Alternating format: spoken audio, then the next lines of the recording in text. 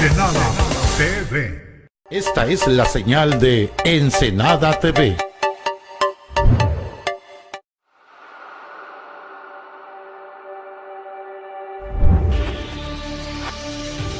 Aporte. Entrevistas y comentarios con Carlos Pacheco.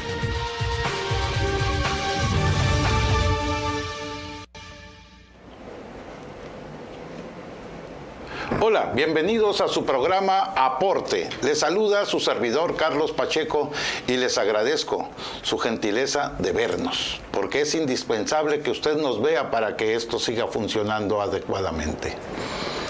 En esta ocasión, como ya puede usted apreciar en su pantalla, nos acompaña una vez más el doctor Rolando Isita, a quien le doy la más cordial bienvenida para ti siempre, hermano. Gracias. Ya sabe usted que el doctor viene del Centro de Nanociencias y Nanotecnología de la UNAM, Campus Ensenada, y vamos a darle continuidad a varios temas que tenemos pendientes, entre ellos los descubrimientos más importantes y que más han influido en la humanidad, los descubrimientos del siglo XX. Sí, justo nuestro querido auditorio va a tener la primicia, porque aunque ya se envió el comunicado de prensa a los medios, ustedes saben que tiene que llegar a las redacciones, los toman, los redactan y será publicado tal vez mañana. Entonces, en ese sentido, primicia para Ensenada Televisión. Muchas gracias, Ensenada TV. Resulta que don Armando Reyes, Jonathan Guerrero y Noboru Takeuchi, del Centro de Nanociencias y Nanotecnología de la UNAM, Campus Ensenada, arreglaron átomos de renio con carbono y nitrógeno y crearon un nuevo material. Lo muy importante de esto es que se trata de un material bidimensional. Y para que los ponga yo al día en esto, por si no lo sabían, hace menos de 14 años se otorgó el premio Nobel a un par de rusos que descubrieron una nueva forma de carbono. El carbono es uno de los elementos de la tabla periódica que son muy importantes y abundan bastante en la Tierra. Y si llegara un extraterrestre, diría que nuestra vida está basada en el carbono. Entonces, el carbono tiene seis electrones. De acuerdo. Pero si nosotros lo acomodamos de cierta manera, por ejemplo, van relacionadas muchas cosas. Para el año de... Ahora verán, por aquí lo tengo. Para el año de 1985, una forma de carbono fue descubierta o creada por Joseph Croto, un británico. El carbono 60. Carbono 60 quiere decir que son 60 carbones en la molécula, 60 átomos de carbono. Y la estructura que él encontró se parecía a un balón de fútbol soccer de aquella época, que tenían forma de pentágonos y hexágonos. Y esta misma forma, un arquitecto las utilizó para hacer cúpulas que le llamaban geodésicas, cúpulas geodésicas, unas esferas como iglús, que tenían esa forma también de hexágonos y pentágonos. El asunto con el carbono es que nada más está siendo formado por las estrellas, pero aquí en la Tierra no lo teníamos, ese carbono 60. Y en honor al arquitecto Buckminster Fuller, es que el doctor Croto, Joseph Croto, el del carbono 60, lo bautizó como el Buckminster Fullereno. Los fullerenos son estos materiales que tienen 60 carbones. Y después, pues por parecerse un balón de fútbol, soccer, fue bautizado muy amistosamente como las Buckyballs, las bolas Bucky, de Buckminster Fullereno. Muy poco tiempo, es decir, hace 14 años, que unos rusos, no exactamente así, pero para que nos entendamos, toman ustedes un lápiz que tiene grafito, es carbono, pintan en un papel, así tallan el lápiz en un papel y luego con una cinta adhesiva lo ponen encima y lo levantan y queda una película de grafito. Bueno, hagan de cuenta eso, pero es un carbono bidimensional, es decir, bidimensional, una hoja de papel tiene largo y ancho. Cuando tiene volumen es el eje de las zetas y entonces ya tiene volumen, es tercera dimensión. Entonces es bidimensional. Y la ventaja de este material, el grafeno, es que uno podía poner varias capas encima, pero estamos hablando de tamaños de átomos. Lo hemos dicho aquí ya varias veces para describir qué son las nanociencias. Estamos hablando de nanómetros, que son millonésimas partes. Millones de veces, o un millón de veces más pequeño que un milímetro, más pequeño que un microbio, más pequeño que una bacteria. Estamos hablando de acomodar átomos que son muy, muy pequeñitos. Y fue la novedad que podían apilarse como hojas de papel, nada más que cada lámina es conductora. Entonces eso nos permite hacer materiales pequeñísimos. Ustedes saben que los primeros teléfonos celulares, que eran los que veíamos en las series de televisión de guerra, que eran hasta más grandes que un zapato, ¿no? De Jaque Mate Rey 2, aquí Torreblanca, ¿no? Ladrillos, les decíamos. Sí. Luego, ya para nosotros que no los podíamos poner en el cinturón, tenían el tamaño de un zapato. Ahora los celulares son flaquitos, pues no nada más llamamos por teléfono, toman fotografías, tiene aplicaciones, tiene jueguitos, y además de poder llamar por teléfono, ustedes a lo mejor no se preguntan mucho, ¿y cómo es que sin ningún cable yo puedo hablarle a mi cuate a España en ese instante? O estamos aquí en Ensenada, yo le hablo a mi hija, hola, ¿cómo estás? Y en ese instante me está escuchando, porque estamos enviando señales electromagnéticas. Bueno, pero ¿cómo se convierte mi voz en este aparatito pequeñito en esas señales? Pues primero mi voz va a mover una placa muy pequeñita de los tamaños que estamos hablando, y al vibrar esa placa va a crear impulsos eléctricos, o sea, pasos de electrones. Mi voz, que es el movimiento del aire, va a mover una placa que va como los telégrafos, o si agarran dos alambritos y los tocan, salen chispitas. Bueno, pues ahí están lanzando señales electromagnéticas. Y se pueden guardar en el teléfono, puedo grabar mi voz y lanzarla como cuando mandan mensajes de voz. Y pueden quedar grabados, yo lo puedo escuchar cuantas veces quiera, porque queda grabado magnéticamente. Pero la puedo enviar en señal electromagnética al espacio y puede ser enviada a cualquier parte del planeta, gracias a estos materiales. Entonces, eso es lo que pudimos lograr hacer con estos pequeños materiales. Primero fue el transistor, pero para darles un detalle, la primera computadora de International Business Machine, para no decir IBM, para no decir IBM. Para no decir IBM. Era del tamaño de una cancha de tenis. Y el lenguaje en el que hablaba sigue siendo el mismo lenguaje, le llamamos lenguaje binario, que quiere decir señal eléctrica, no señal eléctrica, sino 0, 1. Pero combinación de esas señales, como cuando el lenguaje Morse del telégrafo eran puntos y rayas. Entonces auxilio, tarara, ta, ta, ta, tarara, quería SOS.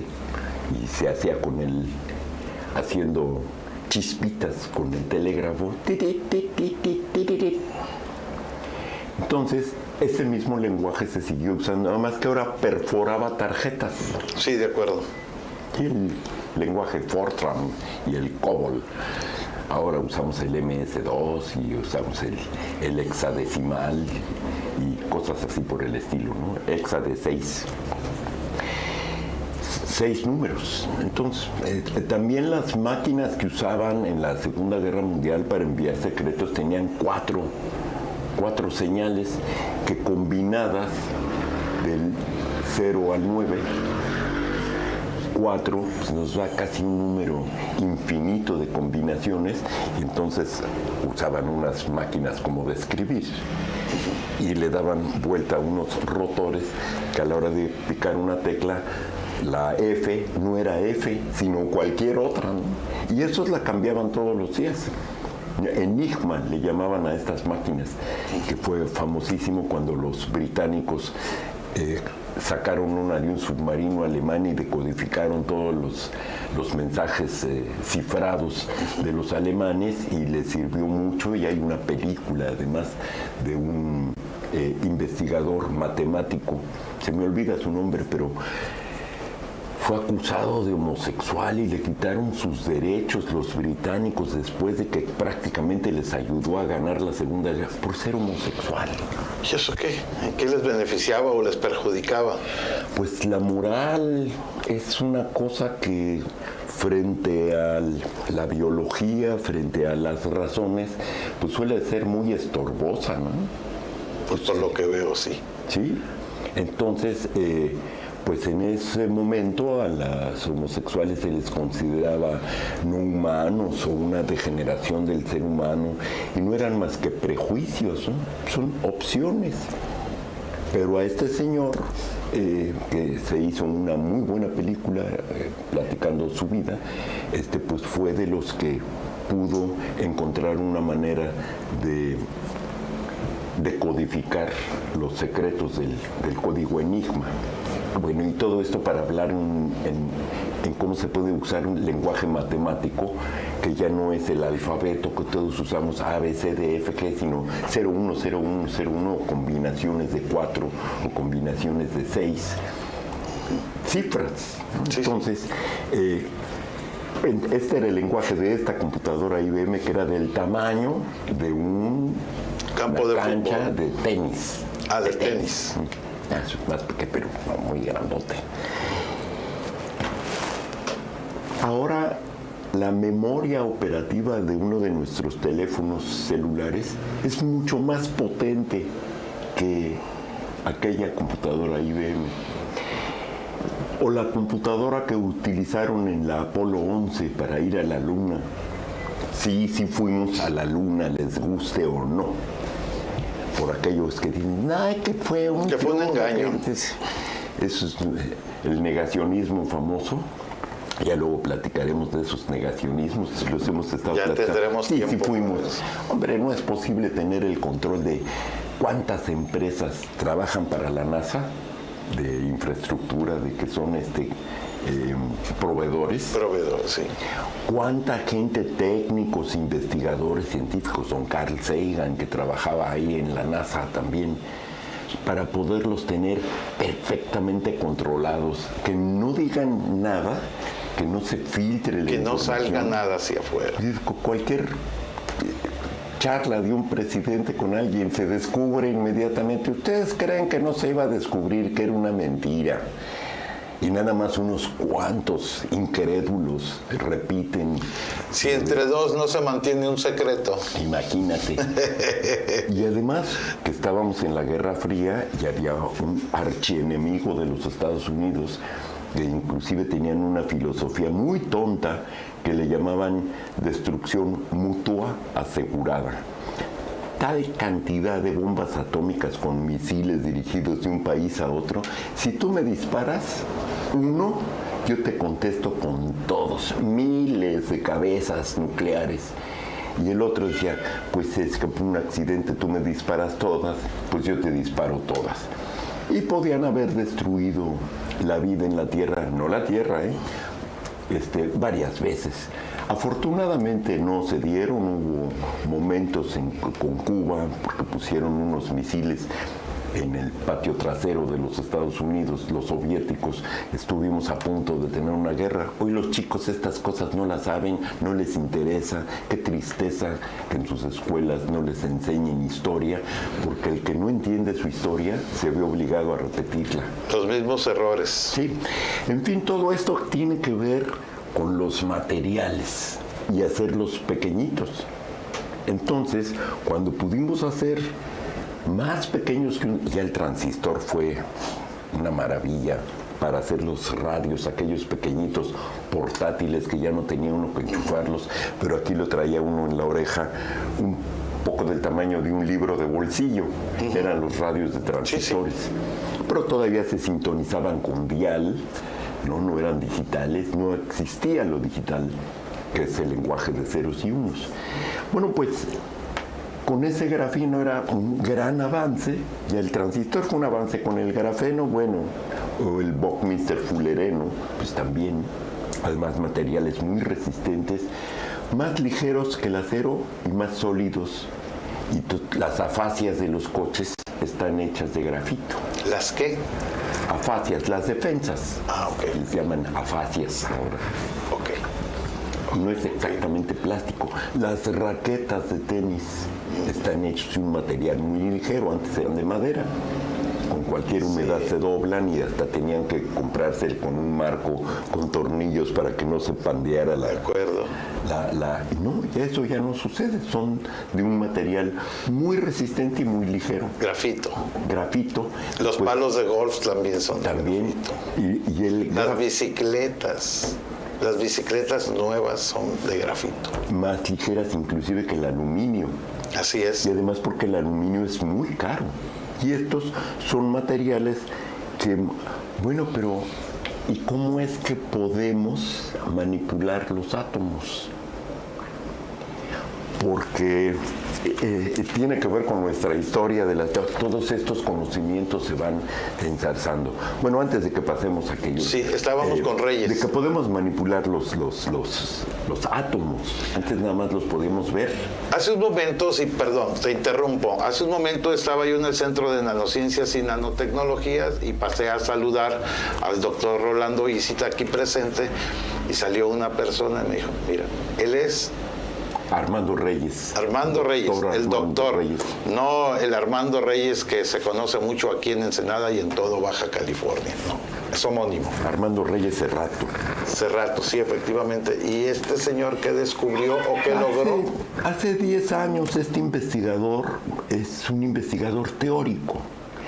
Y está en su computadora, ustedes, si tienen alguna idea, la tabla periódica de los elementos nos clasifica y nos caracteriza cada uno de los 90 elementos naturales. Hay más, Sí.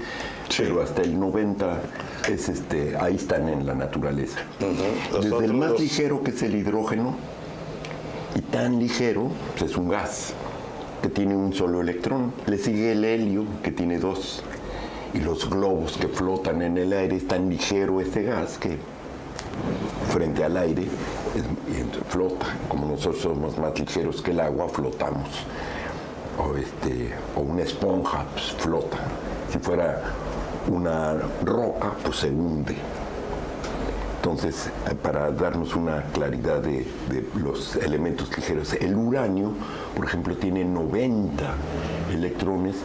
Y esto quiere decir también que en su núcleo tiene 90 protones. Entonces son átomos muy, muy densos. Entonces tienen características. Juntar un elemento con otro ya lo hemos platicado aquí. Ustedes tienen cloro y es tóxico. Señoras, ustedes en la casa tienen que tener mucho cuidado con los niños o los productos de higiene que tienen cloro. Y nos advierten, cuidado con los niños, no se lo vayan a beber porque es muy tóxico el cloro. Sirve tan fuerte además que sirve para limpiar el sarro y antibacteriano, además de tan fuerte que es el cloro. Y por otro lado tenemos el sodio. Ese no lo van a conseguir fácilmente, pero si tuvieran sodio, o como algunos estudiantes traviesos que están en los laboratorios de química y consiguen sodio, y un trocito de sodio lo avientas al excusado o a un lavabo con agua, y vuelas el excusado, ¡bum!, vuela en contacto con el agua. Entonces es muy peligroso el sodio. Pero si ustedes juntan un átomo de sodio con uno de cloro, Que los dos son peligrosísimos, forman la sal. cambian sus características y entonces se lo puede poner perfectamente bien al bistec, a la sopa, agua, pues, con el dedo. Es sal. A la jícama. La sal de la vida, como se dice, Oh. si no es insípida. Bueno, pues eso es para darles un ejemplo de cómo cambian las características de los átomos o de los elementos de acuerdo a cómo los combinamos, ¿no?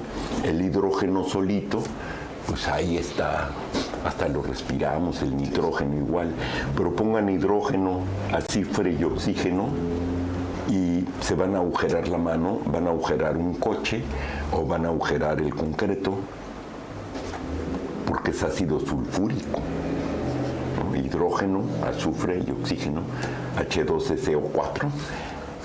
Es ácido sulfúrico, terriblemente Es una bomba. corrosivo, casi, ¿no?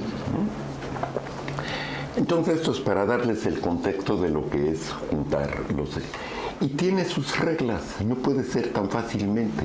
Por ejemplo, el benceno, que es un gran descubrimiento que tuvimos en la historia de la humanidad, porque ahí existe en la naturaleza, pero hacerlo era difícil. Y bueno, ¿y cómo está estructurado? Pues tiene 4 carbones y tiene un carbón, un átomo de carbón y 4 hidrógenos.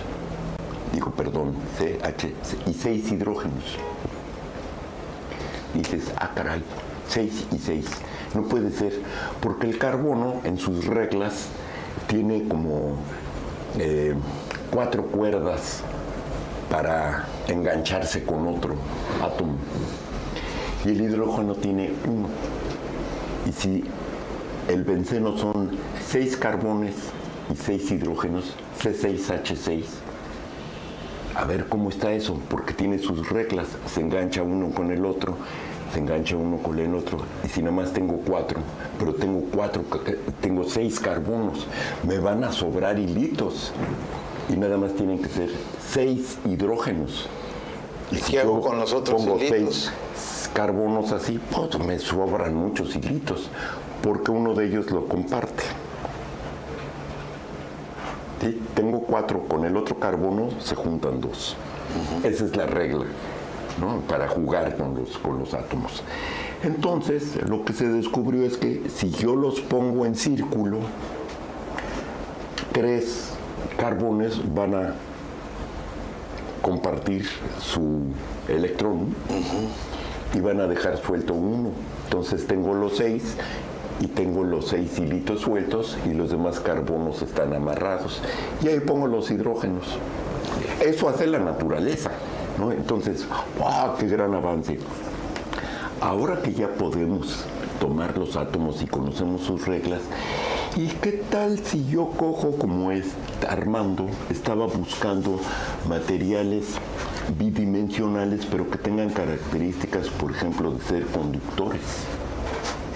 El silicio, por ejemplo, es una cerámica y es conductor, gracias a que supimos manejar los átomos y poniéndolos ordenados de cierta manera, permite el paso de electrones. ¿Esa es la fibra óptica? Pregunto. No, la fibra óptica es vidrio, un popote de vidrio. Y esa es la única característica que tienes, que a través del haz del cilindro de vidrio, de cualquier tamaño, los podemos hacer muy pequeñitos, pueden pasar fotones. Los fotones, como ustedes saben, la velocidad, los fotones son luz, son corpúsculos de luz y van a la velocidad de la luz. Los electrones son distintos. Los electrones son los que están dando vuelta, o si los tengo libres, como en la electricidad, los mando por un alambre de cobre, y por ahí van circulando, y se agarró al alambre de cobre, voy a sentir el paso de los electrones que hasta me puede matar de un paro cardíaco, ¿no? Entonces son tremendos los electrones.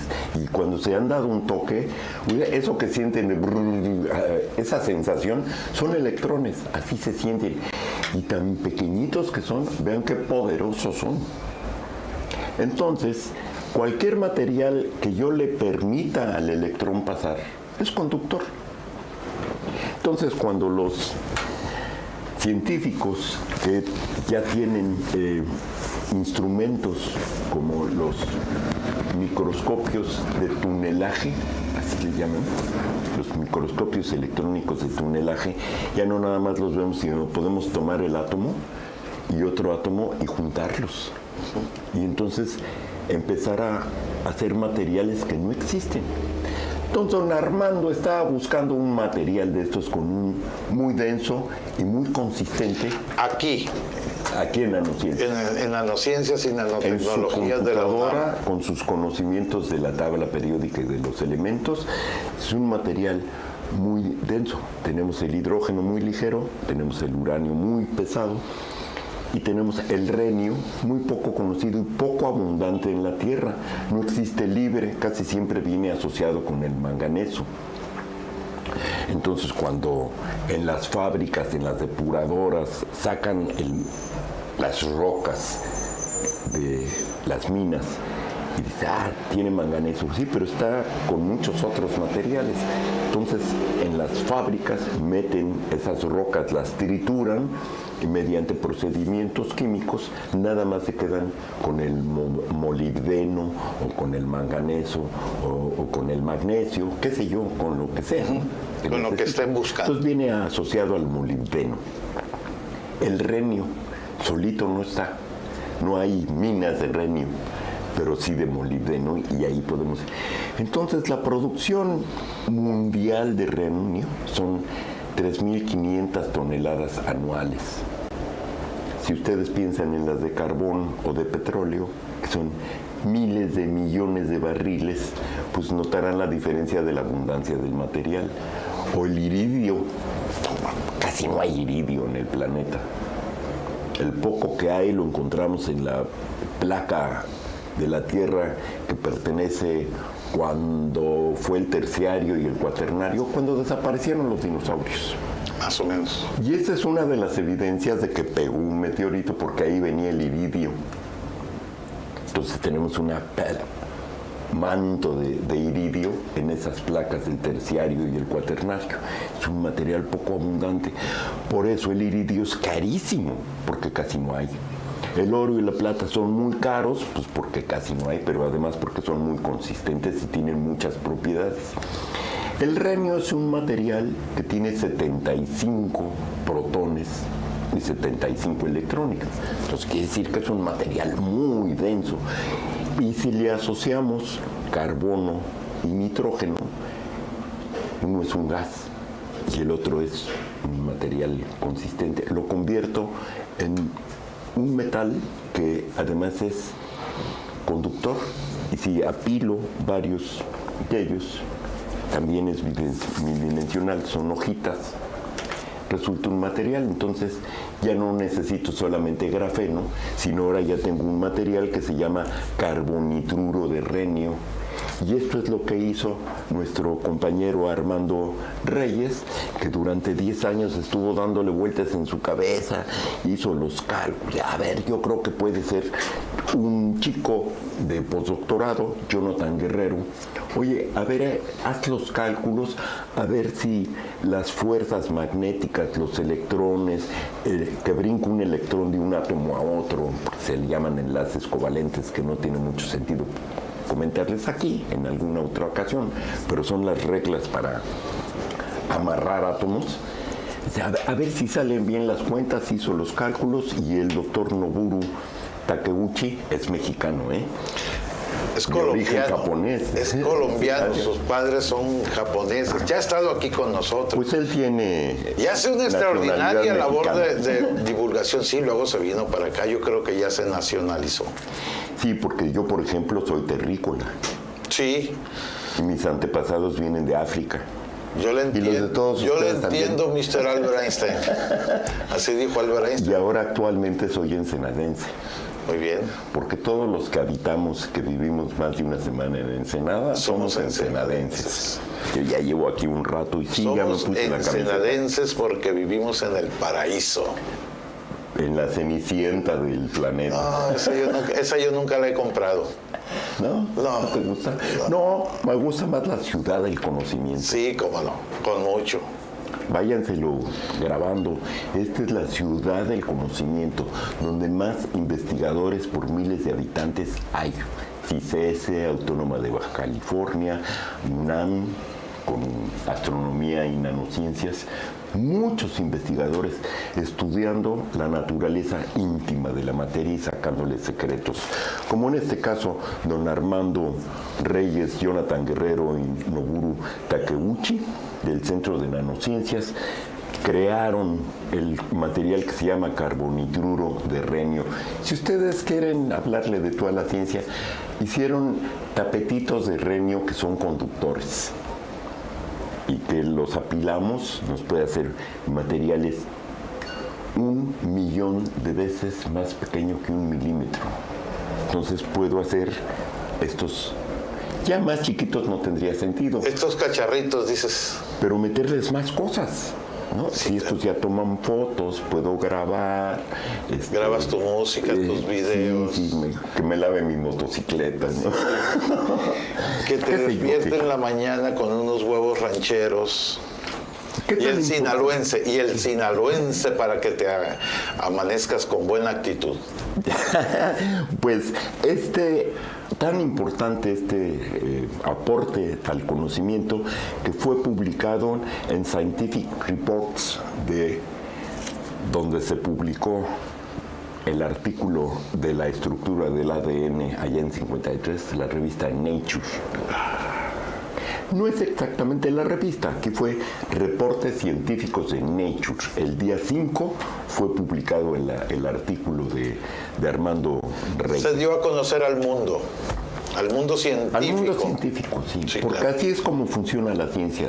Tú descubres algo y no lo cacareas, no existe. ¿De acuerdo? Y lo primero que deben de enterarse pues, son los otros físicos de otras partes del mundo, químicos. ¡Ah, mira este material! Y empiezan a crearse los materiales. Mira lo que hizo el mexicano de Ensenada. El de la UNAM, el de Sí, nanociencias. sí, sí. Entonces, bueno, pues ahí tienen esta noticia del carbonitruro de renio, que fue diseñado por investigadores de nanociencias y nanotecnología de la UNAM Campus Ensenada.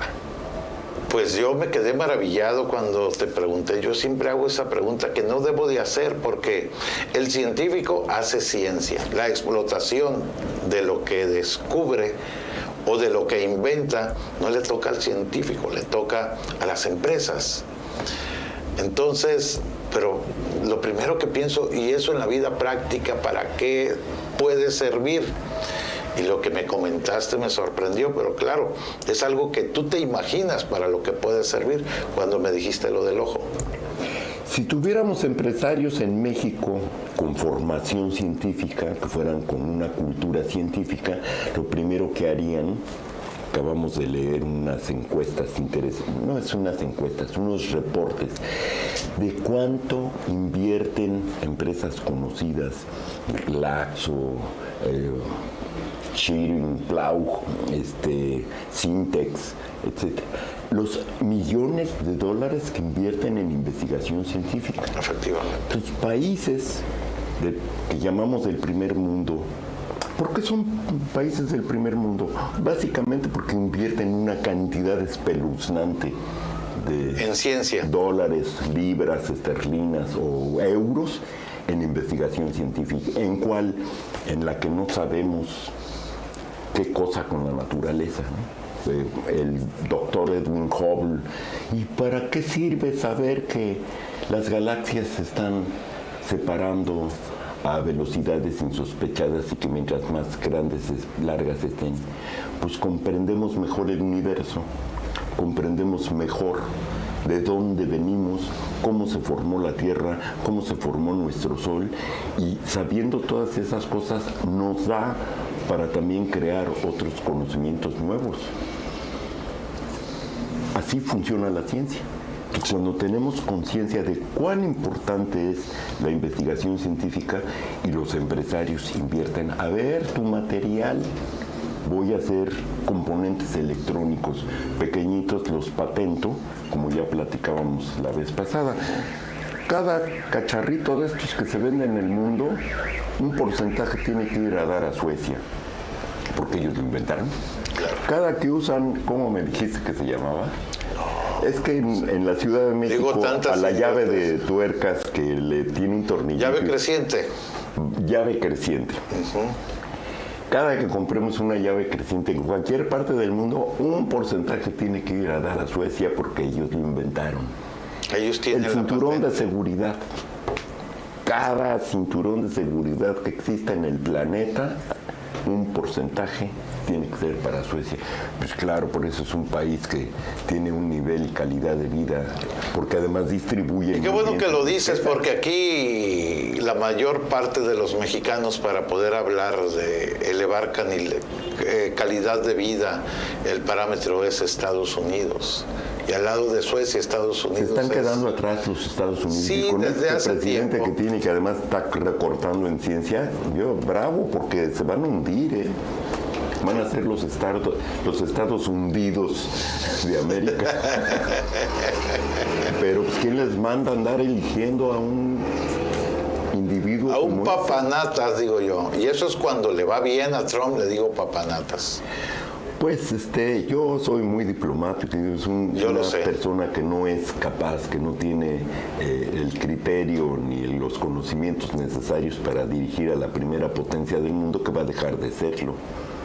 Entre otras cosas porque le recorta la ciencia. Los nuestros a lo primero que le recortan es a la ciencia, a las artes y a las humanidades. ¿Para qué queremos defensa? No nos defienden de nada. Si nos invadieran, pues nos dan una paliza espantosa. Es bueno, sí hay que... Dices paliza, sí, pero le haces como que nos agarran la cachetadas guajoloteras. Defensa lo necesario. No, pero es que con el narco ya hay que... Pero todo mundo olvida. Mientras haya compradores de drogas en Estados Unidos, el problema es de ellos, no nuestro. No, a ver, deja de producir, haz lo que hasta te doy una lana a México, Colombia, Venezuela, etcétera, para que no produzcan drogas y no lleguen. ¿Para qué están de obedientes? ¿Sabes qué? El problema es tuyo. Tu guerra contra las drogas, tenla en los Estados Unidos. O que llegan las bolsitas de cocaína a Nueva York, a donde están las empresas estas. Llegan por teletransportación. De la bolsa de valores, que son los que consumen cocaína, pero da gusto. Sí, pues cómo no, si tienen que estar bien alertas todo el Entonces día. Están pues así tensos y 50, y las bolsas de valores, que llegan solitas las bolsitas ahí a la quinta avenida de es que en Nueva York. Alemania acaba de pasar esto y estamos a tantas horas de diferencia y de aquí a que ellos abren solamente a base de puros pericazos se mantienen atentos. Porque aquellos países, por ejemplo, yo estaba en Alemania, justo con un militar mexicano, estábamos en Colonia y en la estación del metro y había unos chicos chutándose con jeringas de heroína y los policías ahí dando vueltas. Le digo, oiga, coronel, ¿y eso? Es que aquí tienen la visión de que tu cuerpo es tuyo y tú le metes mientras no le hagas daño a los demás. Y no le crean problemas sociales por estar persiguiendo. No está permitida, pero está despenalizada. De acuerdo, son dos cosas diferentes. Son dos cosas Igual que la prohibición y la reglamentación. Sí. Entonces, bueno, pues tú te quieres meter esas... Entonces, esos países no tienen ese problema de guerras por las drogas. Nosotros sí, porque somos muy obedientes, porque los cobardes del norte no quieren enfrentar el problema de su sociedad consumidora de drogas. La más grande consumidora de drogas que hay en el mundo está en Estados Unidos. Dice, sí, pero la guerra, los que ponen los muertos somos nosotros. Así es.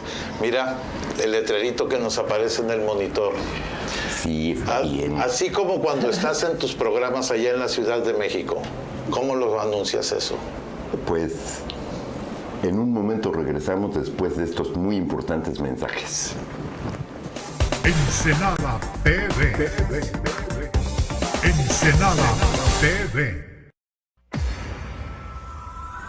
En Avesa Centro Ferretero, distribuidor Trooper, te ofrecemos un amplio stock para satisfacer las necesidades de tu negocio. Estamos a tus órdenes en nuestra tienda en Transpeninsular 467 Valle Dorado. O llámanos al teléfono 176-7555 y con gusto te atenderemos. Avesa Centro Ferretero. ¿Buscas empleo? Nosotros lo tenemos. Si tienes entre 25 a 55 años, Servicios Comerciales e Industriales de Baja California está buscando a hombres y mujeres trabajadores como tú. Solo necesitas acta de nacimiento, identificación oficial, comprobante de domicilio reciente y certificado de secundaria. Más información en la avenida Vicente Guerrero número 239, Colonia Independencia, entre calle Cortés y Calzada de las Águilas, o marcando los números 176-2169 y 176-2805. Servicios Comerciales e Industriales de Baja California te está buscando. Restaurant Mesón de Don Miguel, ubicado en El Porvenir, en plena ruta del vino. Venga a desayunar, comer o cenar en el salón o al aire libre. Acompañe su platillo con un delicioso vino artesanal o cerveza de marca. Y para finalizar, un rico postre también artesanal. El Mesón de Don Miguel, con excelente atención de sus propietarios oriundos del Valle. Teléfono 155-2709. El Mesón de Don Miguel, del Valle del Vino a su paladar. Club Campestre Valle Bonito. Seguridad, asadores, juegos infantiles y más amenidades. Lotes campestres de 500 metros cuadrados. Con tu membresía de Club Campestre Valle Bonito, garantizas tu copropiedad. Adquiérela por solo $10,000, con anticipo del 20% y 36 largos meses para pagar el resto. Aprovecha este año contratando en moneda nacional a grupos de 5 o más personas. Club Campestre Valle Bonito. Ubícalo tomando la carretera a Tecate hacia El Tigre. Contáctanos al teléfono 646-151-4409 con el ingeniero Pablo Cano. Club Campestre Valle Bonito. Para vivir de maravilla. La finca Adobe, haciéndole honor a las tradiciones del Valle de Guadalupe, elabora excelente vino tinto con uva merlot, bajo las más estrictas normas artesanales. También le ofrece suculentas mermeladas de frutas de la región totalmente naturales. También disfrute de un pan 7 granos o unas exquisitas empanadas rellenas, todo artesanal, con la calidad y atención que siempre ha caracterizado a la familia Pux y Cárdenas, nativos del Valle de Guadalupe. La finca de Adobe, en el corazón de la ruta del vino, a 300 metros del puente de Valle de Guadalupe por la carretera Tecate. Usted sabe si se lo pierde, la finca de Adobe. Ensenada TV. Ensenada TV. Pues qué bueno que se quedó con nosotros y qué bueno que pudimos ir también a un corte para agarrar aire y poder pasar al tema que en esta ocasión le va a dar un paso más el doctor Rolando Isita, los descubrimientos del siglo XX, los más importantes, por lo menos a tu criterio. Sí, son muchísimos, no podríamos hablar de todos y nos pasaríamos todo el año hablando de cada uno de ellos, pero he puesto... ¿En qué año vamos? Estamos en la década de los 30 del siglo XX. Muy bien. Entonces, relacionado con esto, fíjense qué interesante cómo el enlace de los conocimientos y distribuidos en las comunidades científicas lo que tiene la ciencia es mucho de creatividad y de imaginación. Ahorita que hablamos del el carbonitruro de renio, ¿para qué podrá servir eso? Que no lo comentamos, pero me lo recordaste ahorita. Pues tú me lo que dijiste. le había dicho yo a Carlos. Lo que pasa es que no te quería comprometer porque dijiste, yo creo. Sí. Tengo No la lo sé. esperanza de que esto llegue a servir para que lo introduzcan en el ojo, lo conecten al nervio óptico y pueda haber un ciego. Si nuestras células nerviosas funcionan con reacciones químico-eléctricas para mandarse señales, y este es un conductor y tiene el tamaño de una neurona, pues ¿por qué no hacer un dispositivo que los ciegos es porque no les llega la señal de lo que a través de su nervio óptico y de ahí al cerebro, pues les colocamos un dispositivo de carbonitruro de renio? Carbonitruro. No el carbonitruro, un dispositivo construido elaborado a base de. que transmite estas señales, se lo colocamos ahí y chin, ya ven, se me ocurre. Bueno, es que así hacen los investigadores. Y para muestra una señal, esto que estamos hablando hoy, en 2017, ¿qué hubiera sucedido si don Linus Pauling, en 1930, no descubre que los átomos tienen enlaces, que es de lo que estuvimos De lo que hablando? estuviste comentando ahorita. Don Linus Pauling descubre que hay enlaces químicos. 1930.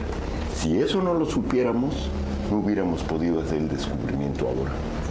Si no hubiéramos sabido eso, ¿cuántos componentes que nos son útiles en la vida cotidiana no podríamos usar porque no sabemos que podemos hacer compuestos químicos cumpliendo con las reglas descubiertas primero por don Mendeleev, que caracterizó cada uno de los átomos y puso las reglas para que cuando descubramos uno nuevo sepamos en qué lugar le corresponde, que es la tabla periódica de los elementos, ¿no?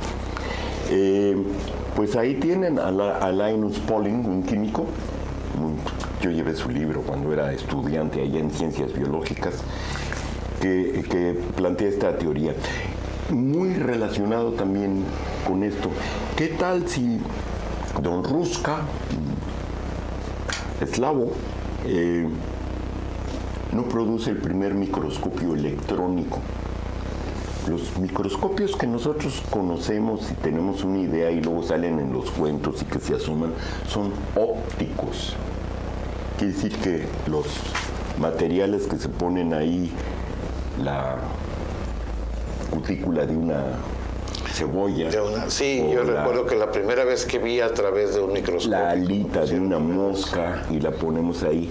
Entonces, pues pasa la luz o la refleja y a través de unas lentes que aumentan muchas veces podemos ver con detalle cómo son las células de la cebolla, lo que vemos ahí.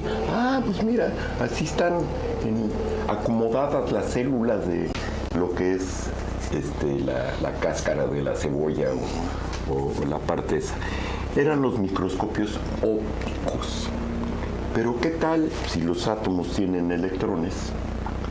Podríamos ver con el paso de electrones y no solo del reflejo de la luz, ver cosas más pequeñitas.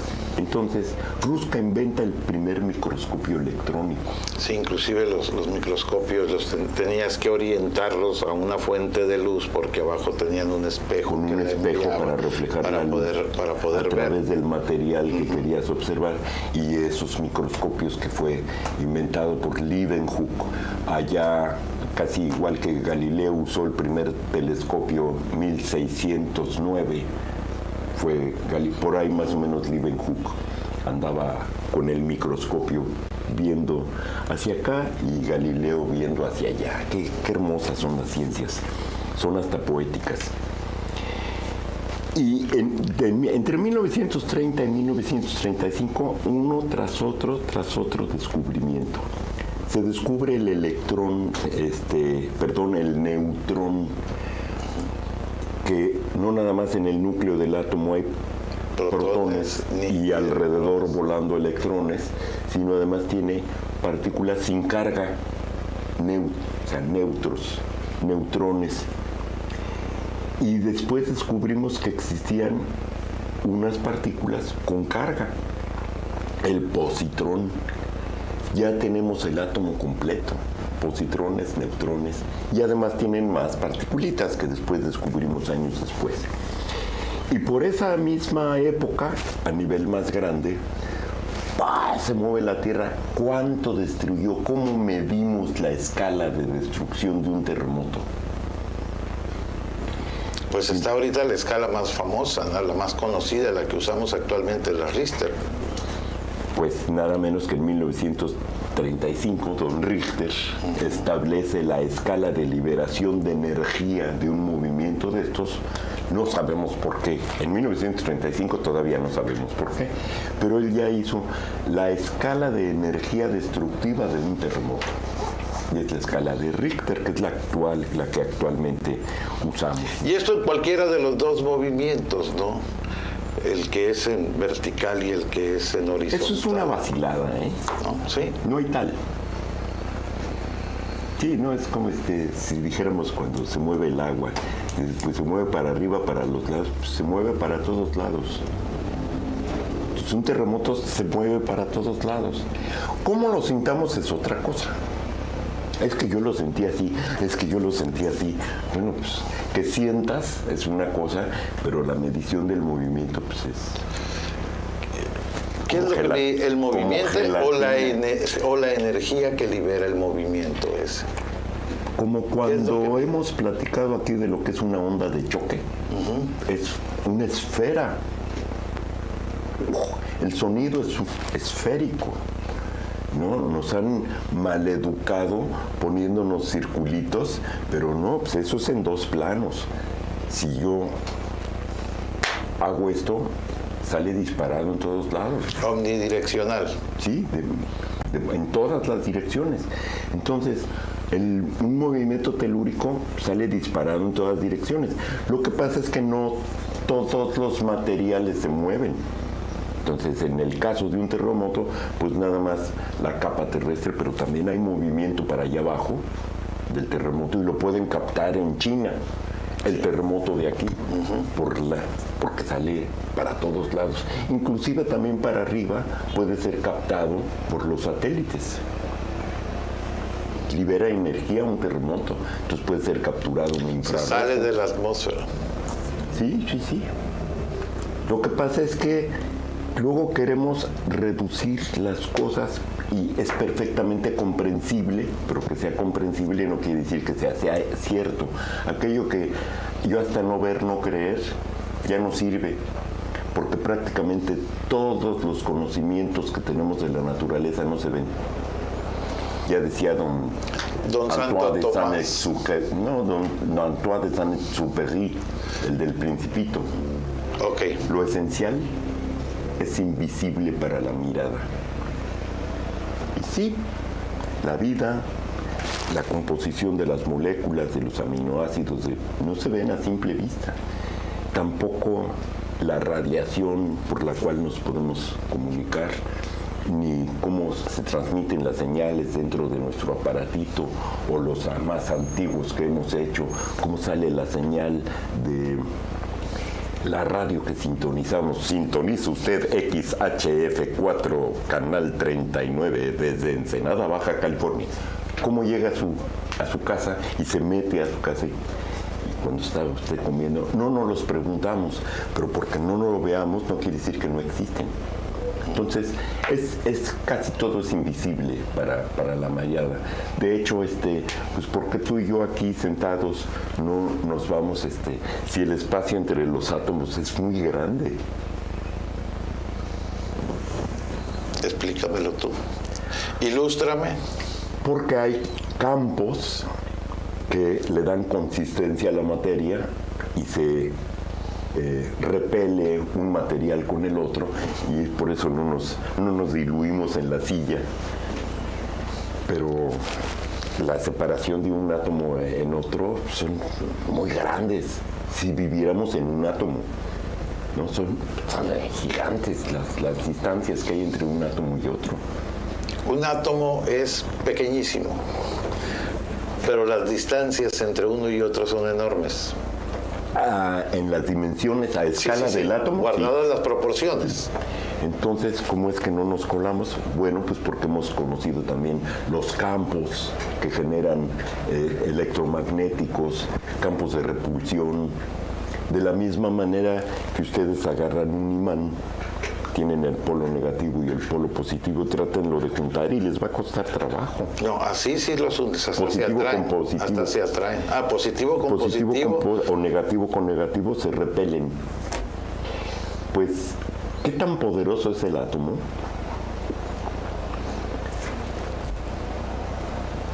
Que no funcionan las reglas así. ¿Por qué si está el núcleo lleno de positrones, de cargas positivas, no se repelen uno con otro y se desbarata el núcleo? Si no está ahí bien amarradito. Se supone que se debería desintegrar. Bueno, pues tenemos que aplicar ahí la física cuántica porque la clásica de Newton no nos sirve. ¿Qué es lo que lo tiene agarrado? Ya lo platicaremos. Porque las otras partículas son neutrones, no tienen carga.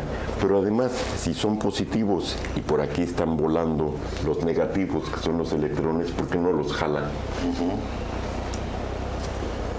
Ahí están. Y además enlazan unos con otros y se comparten electrones. Cuando se juntan, ¡hey, ahí te va, ahí te va, ahí te va! Y se la pasan compartiéndolo. Por ejemplo, el cloro y el sodio, para hacer el cloruro de sodio, que es la sal, y nos sepa de tal manera y que tiene características distintas que los elementos separados. O el hidrógeno, el azufre. Ustedes pueden coger azufre si es dañino el azufre, pero no les va a pasar gran cosa si toman un pedacito de azufre con los dedos. No mucho tiempo, luego se la limpian y ya está. Pero júntenlo con hidrógeno y oxígeno y se les va a agujerar el dedo. Porque se forma ácido sulfúrico o el mismo cloro con hidrógeno. Qué horror. Y oxígeno, ácido clorhídrico. Terrible, ¿no? Y esto es porque vamos conociendo cuáles son las reglas de la naturaleza. Suceden muchas otras cosas más de 1935, pero ¿cómo vamos de tiempo? No nos daría tiempo de hablar de otro. Aviéntate otro. Bueno, tenemos algo así que valga la pena, ya lo habíamos comentado la vez anterior, que además de que ya sabemos cómo es ese átomo, que si lo partimos, no las partimos. A nosotros. Libera energía. ¿En cuántas cantidades? Pues mide la masa del núcleo del átomo.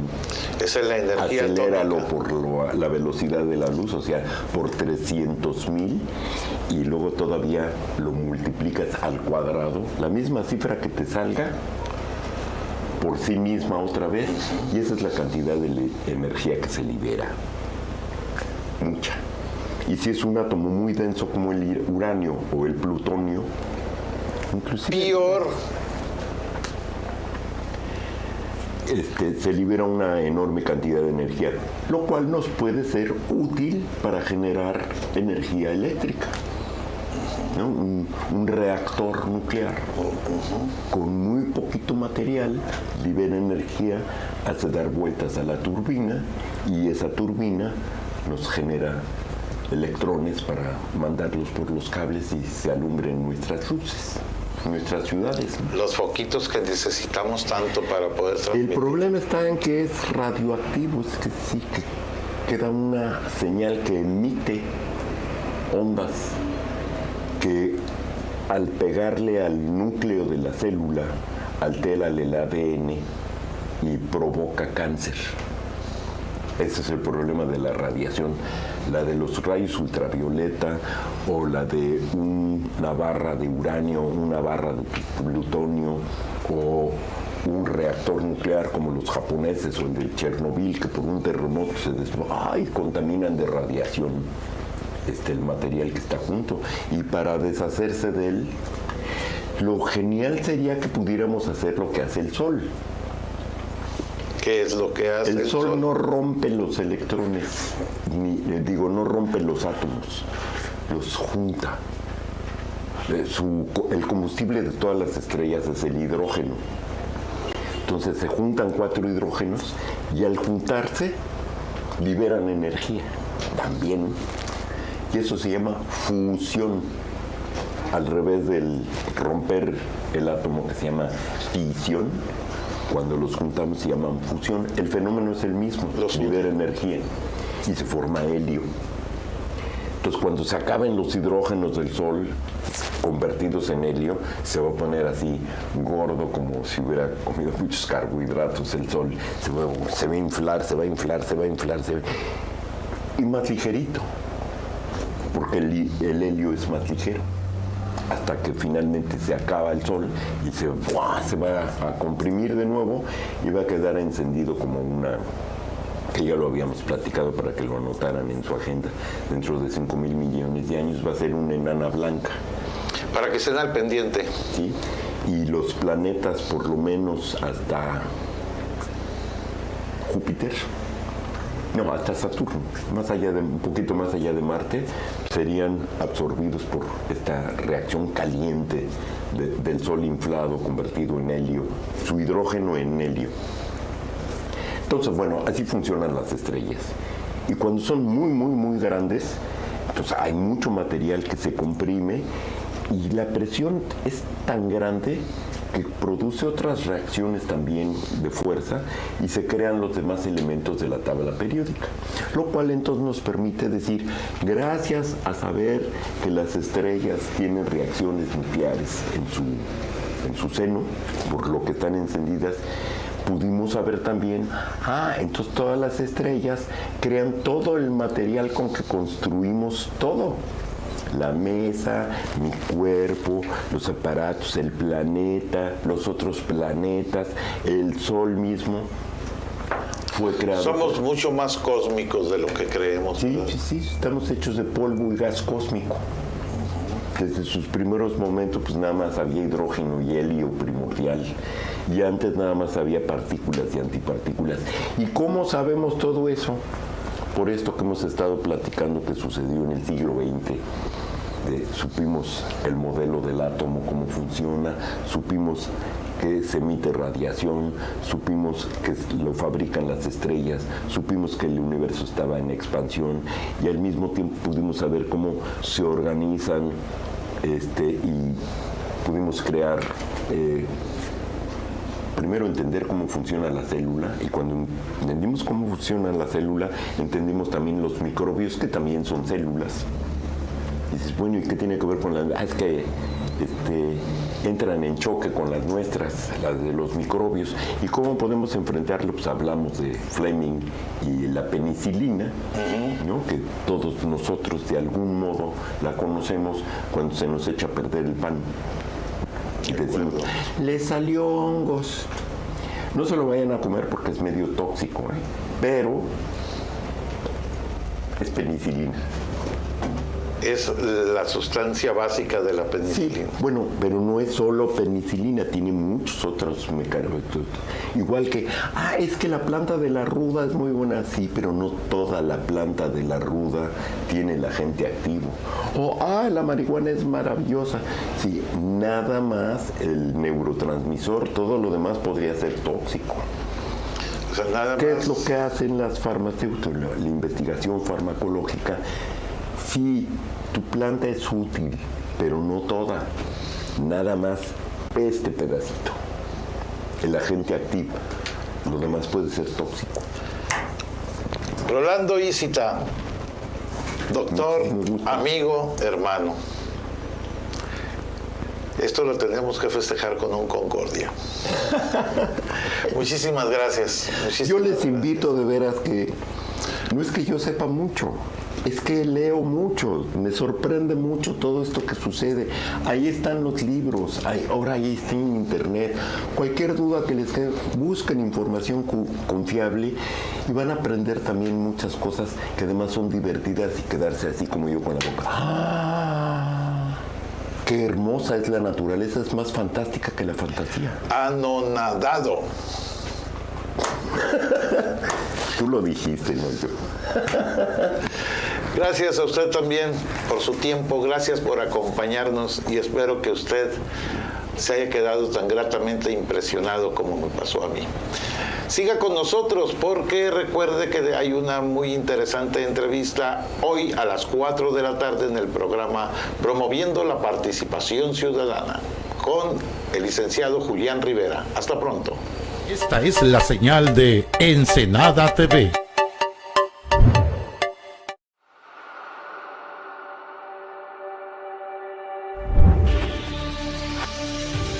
Aporte.